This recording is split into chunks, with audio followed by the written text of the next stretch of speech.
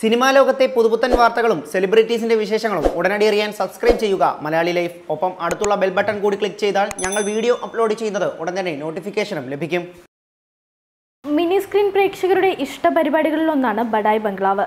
മികച്ച സ്വീകാര്യത ലഭിച്ച പരിപാടി ബിഗ് ബോസ് എത്തിയതോടെ നിർത്തുകയായിരുന്നു. എന്നാൽ ഇപ്പോൾ പുതിയ അതിഥികളൊക്കെയായി ബഡായ് ബംഗ്ലാവ് വീണ്ടും തുടങ്ങുന്നു എന്ന സന്തോഷ വാർത്ത നടൻ മുകേഷ് പങ്കുവച്ചിരിക്കുകയാണ്. രണ്ടാം ഭാഗത്തെക്കുറിച്ചുള്ള പ്രൊമോ വീഡിയോ എത്തിയതോടെ ആരാധകർ സന്തോഷത്തിലാണ്. ടെലിവിഷൻ പ്രേക്ഷകർക്ക് ഏറെ പ്രിയപ്പെട്ട പരിപാടികളിലൊന്നാണ് ബഡായ് ബംഗ്ലാവ്. ഏഷ്യാനെറ്റിൽ സംപ്രേഷണം ചെയ്തിരുന്ന പരിപാടി റേറ്റിംഗിലും ഏറെ മുന്നിലായിരുന്നു. പതിവിൽ നിന്നും വ്യത്യസ്തമായ അവതരണവുമായി 5 വർഷം മുൻപായിരുന്നു രമേശ് പിഷാരടിയും സംഘവും പ്രേക്ഷകർക്ക് മുന്നിലേക്ക് എത്തിയത്. മികച്ച സ്വീകാര്യതയായിരുന്നു ഇവർക്ക് ലഭിച്ചത്. ചുരുങ്ങിയ എപ്പിസോഡുകൾ കൊണ്ട് തന്നെ ഇവർ പ്രേക്ഷകരുടെ മനസ്സിൽ സ്ഥാനം പിടിച്ചു. സിനിമയിലും സീരിയലിലും രാഷ്ട്രീയത്തിലുമായി തിളങ്ങി നിൽക്കുന്ന ഒട്ടനവധി പേരാണ് ബഡായ് ബംഗ്ലാവിൽ അതിഥികളായി എത്തിയത്. മുകേഷിനും പിഷാരടിക്കുമൊപ്പം പരിപാടിയിൽ പങ്കെടുക്കാനും പ്രേക്ഷകർക്കൊപ്പം സംവദിക്കാനും കഴിഞ്ഞതിൽ സന്തോഷമുണ്ടെന്ന് പറഞ്ഞാണ് ഓരോ അതിഥിയും ബംഗ്ലാവിൽ നിന്നും യാത്ര പറഞ്ഞിട്ടുള്ളത്. ബംഗ്ലാവിന്റെ ഉടമസ്ഥനായ മുകേഷും താമസക്കാരെ രമേശ് പിഷാരടിയും ആര്യയുമാണ് എത്തുന്നത്. അമ്മായി എന്ന കഥാപാത്രമായി പ്രസീതയും ധർമ്മജനും മനോജ് ഗിന്നസും ഒക്കെ ചേരുമ്പോഴാണ് പരിപാടിക്ക് പൂർണ്ണത ലഭിക്കുന്നത്.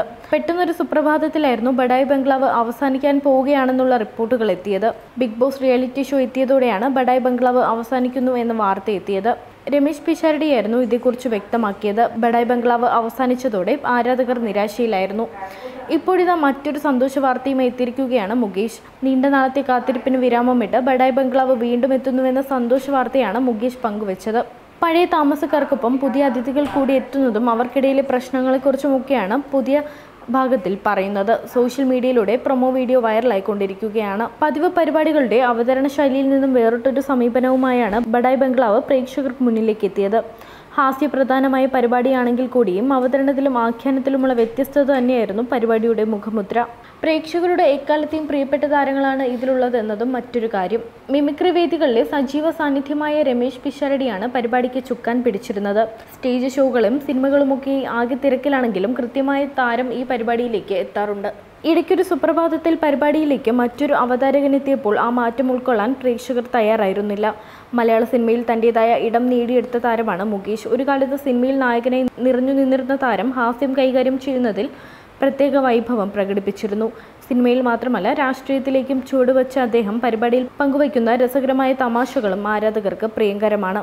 പിഷാരടിയുടെ ഭാര്യയായാണ് ആര്യ പരിപാടിയിലേക്ക് എത്തിയത്. മണ്ടത്തരത്തിൻ്റെയും അമളയുടെയും ഹോൾസെയിൽ ഡീലറായ ആര്യയെ പ്രേക്ഷകർക്ക് ഏറെ ഇഷ്ടമാണ്. വ്യത്യസ്തമായ സ്റ്റൈൽ സ്റ്റേറ്റ്മെൻറ്റുമായി എത്തുന്ന ആര്യ ധരിക്കുന്ന വസ്ത്രങ്ങളും വ്യത്യസ്തമാണ്. അവതാരക എന്ന നിലയിൽ നേരത്തെ തന്നെ മികവ് തെളിയിച്ച കലാകാരി കൂടിയാണ് ആര്യ. മിനി സ്ക്രീനിൽ മാത്രമല്ല സിനിമയിലും താരം അഭിനയിച്ചിട്ടുണ്ട്. പരിപാടിക്ക് മാറ്റുകൂട്ടാൻ ധർമ്മജനും ഒപ്പമുണ്ട്.